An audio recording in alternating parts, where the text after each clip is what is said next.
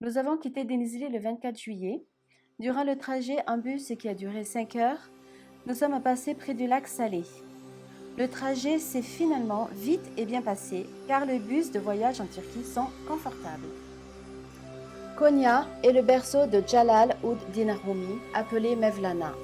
Il est né à Balkh, actuel Afghanistan, dans le Khorasan, grande région de culture perse.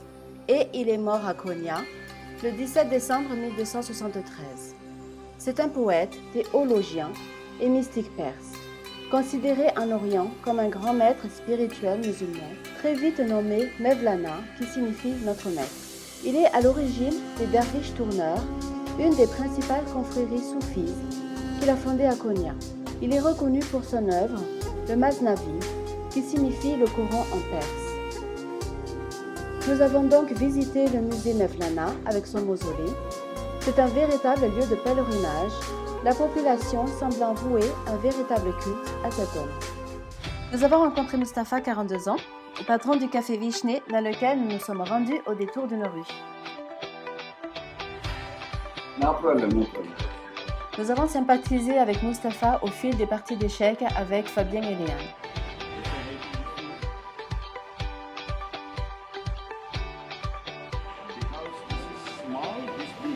Mustapha nous a proposé de visiter Konya et ses alentours et dès le lendemain, nous sommes rendus à la plus haute tour de Konya, 42 étages sur 163 mètres de hauteur. Dans le village de Silé, nous avons pu entendre des hommes chanter dans une grotte. Mustapha nous a menés dans la vallée des papillons, une immense verrière en forme de papillon, et dans laquelle on a recréé la flore, l'environnement, leur milieu de vie, abritant de nombreuses variétés de ces lépidoptères, et là, en l'occurrence, un climat tropical avec une forte chaleur et 93% d'humidité. Nous avons passé un super moment avec cette impression d'avoir passé notre journée à manger. En effet, Mustapha nous a gâtés en nous faisant découvrir les spécialités turques.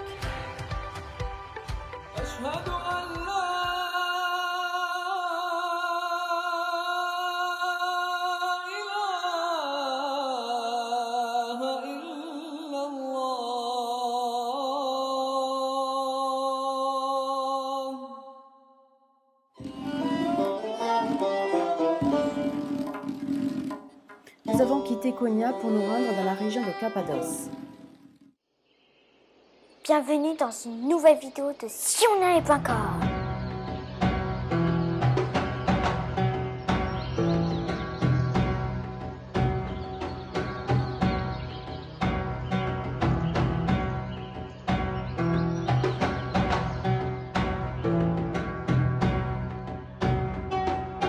Qu'est-ce que les Cappadoces ? C'est tout à la fois des plaines, des vallées, des reliefs montagneux et les fameuses cheminées de fées. La région des Cappadoces a été le témoin du passage de plusieurs civilisations, des Hittites, des Perses, des Romains, des Byzantins, des Ottomans et des premiers chrétiens. Les formations géologiques des Cappadoces sont uniques au monde et sont le résultat des éruptions volcaniques des monts Erciyes ou Argé, 3916 mètres, et le Hassandag, 3268 mètres, qui ont déposé lave basaltique, poussière et cendres. La consolidation de ces débris volcaniques forme le tuf, roche très tendre pouvant se désintégrer totalement pour laisser place à des plaines de poussière. Sous l'effet de la glaciation, la croûte basaltique s'est fissurée et l'eau s'est infiltrée. Ceci a permis l'accélération de l'érosion et la formation de canyons, pitons, cônes et cheminées de fées. Une chambre d'hôtel à Gorem, en pleine saison touristique, avec un budget très serré, de l'ordre d'à peu près 50 à 70 €. Ce qui est déjà une forte somme pour nous, en sachant qu'on a grévé le budget depuis maintenant 15 jours en Turquie.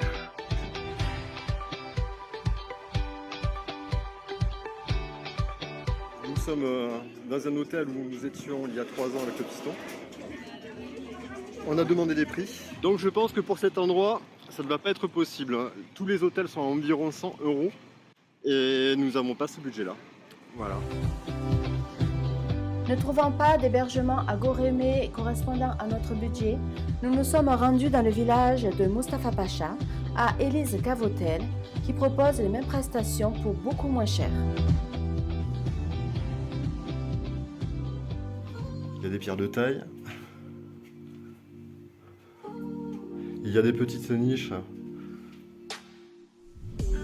sculptées. Voilà. Une inspiration byzantine.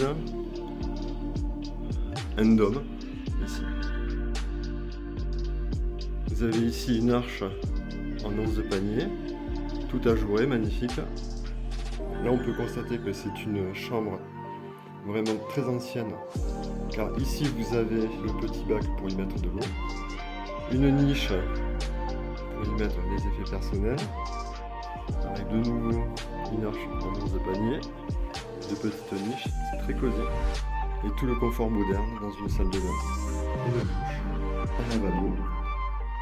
De quoi se faire des bains. Alors Fabien, Oui. est-ce que tu es prêt à tester le coiffeur turc? Évidemment. Ouais, c'est moche. Ah bon? Ouais, c'est vraiment la tête de l'aventurier. Alors, qu'est-ce que t'en penses pour le moment? Mais pour l'instant, c'est pas mal.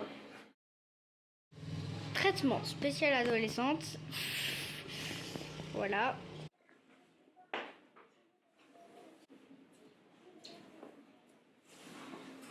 Ça fait mal? Ouais. Et toi, comment tu te sens du coup? Super bien. Nous nous rendons à Derinkuyu où l'on trouve la plus grande ville souterraine de Turquie. Ce premier niveau était réservé aux hauts dignitaires et aux personnes aisées. Nous nous apprêtons donc à descendre sur pas mal de niveaux négatifs. On passe par où?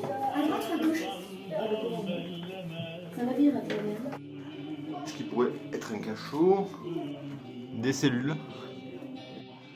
Je pense que les gens à l'époque étaient très petits, car il y a des passages pour des personnes d'un mètre. Nous allons dans la salle commune des hauts dignitaires.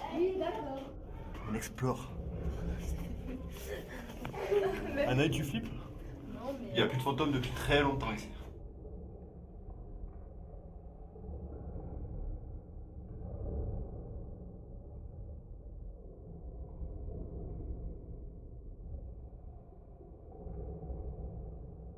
Ah ouais, c'est très intéressant ça. Tu peux éclairer? Ce que l'on voit là, cette pierre là, c'est une pierre de verrouillage. Cette pierre en général, elle était à la verticale et elle permettait... Ah, de fermer? Ouais. Et donc elle roulait sur elle-même. Voilà, cette pierre permettait de fermer en cas d'invasion. Là, ce sont les colonnes d'aération qui traversaient tous les niveaux et c'était le seul moyen d'invasion par les ennemis. Et les mecs ils se faisaient buter.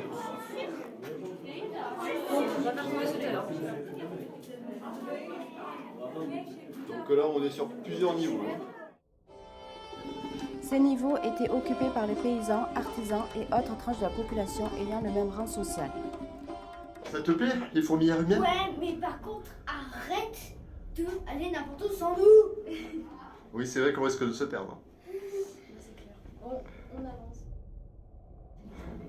Mais moi, je suis obligée de me baisser, franchement, très grave. Jessica, on a trouvé un cavotel. Ouais, pour 100 liras. 100 liras, 100 euros c'était à Gorem. 100 liras c'est ici. Oui, voilà. Voilà, il faut dire que le confort est assez spartiate. Ces niveaux étaient réservés aux personnes de passage et aux personnes qui étaient sous la protection de la ville, tels que les premiers chrétiens. Puis nous nous sommes rendus à la vallée d'Ilara, 16 km de longueur.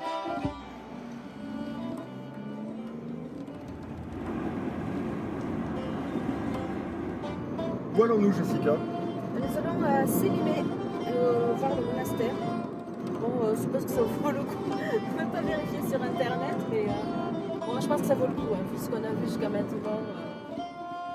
Le merveilleux monastère forteresse est taillé dans la roche, au bout de la vallée d'Ilara, à 28 km d'Axaré, et a accueilli de nombreuses civilisations.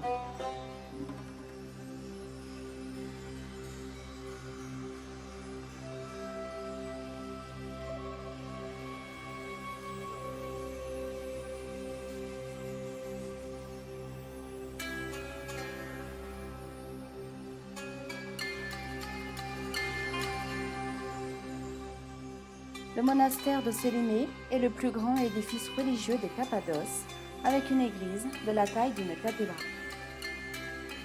À l'intérieur de la cathédrale se trouvent 2 rangées de colonnes rocheuses.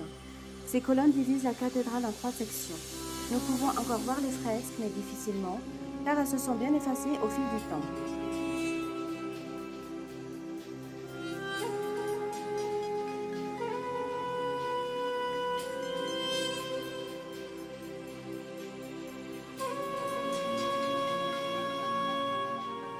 La vallée d'Ilara est une gorge de 16 km de long et pouvant atteindre 150 mètres de profondeur.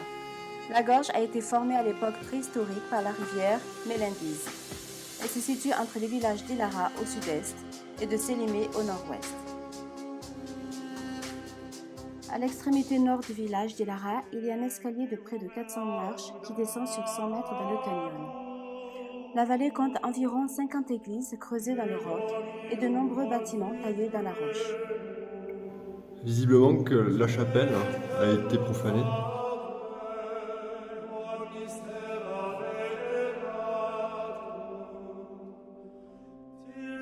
Regardez la tête des saints. Ici, ils sont complètement rayés. La bêtise humaine n'a pas de limite. Hein. Quel dommage.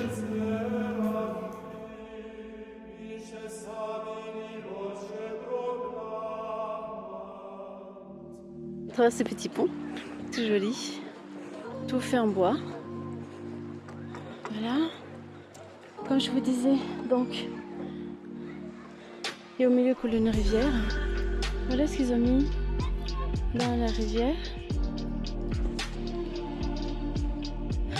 Alors des petites huttes. Ils ont complètement aménagé l'espace.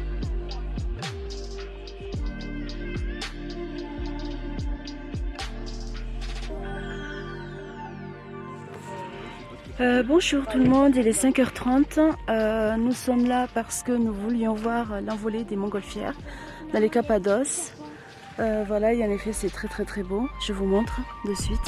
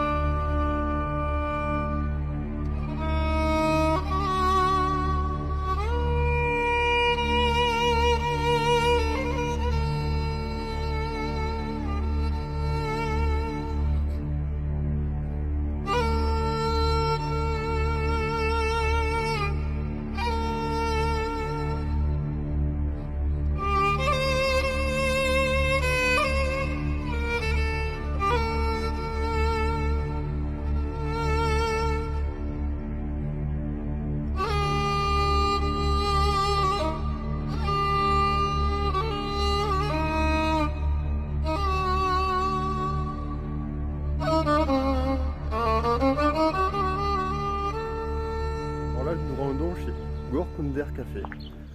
C'est une maison tenue par une famille et je pense qu'on y avait fait le meilleur déjeuner de toute la Turquie. Vous allez découvrir ça avec nous. Que penses-tu de ce petit déjeuner? Il est royal. Il y a énormément de choses. Il va falloir tout finir. Pas le choix. Pas le choix. Je sais pas ce que c'est. Donc là on a la partie sucrée et là la partie salée. Donc après je sais pas tout ce qu'il y a vraiment, mais là il y a de la fraise, ça doit être de la framboise, Ouais. de la prune peut-être. Ok. Ça doit être de l'abricot, du chocolat. Ça je ne sais Donc là c'est toute la pas. partie salée. Tomate, non. Ça doit être de la tomate, oui. Après olive noire, olive verte, de la sauce, je ne sais pas trop quoi. Ça, je sais pas non plus. Après, nous avons Ce sont des épices, hein, ici. Oui. Ben, là, du beurre, de la crème blanche. Et là, ça doit être un mélange entre de la tomate, du poivron. Et ce sont d'autres choses. Alors, De l'œuf. des cigarettes au fromage. Ça, ce sont des pains avec du fromage, des patates. Ça, ce sont des saucisses pimentées. Ça, ce sont des pastèques, Des frites maison. des chips, Des chips et maison, ok. Du fromage. N'importe quel fromage. Fromage de vache. Des beignets avec un goût neutre pour manger aussi bien avec du salé que du sucré. Et voilà, on a fait le tour.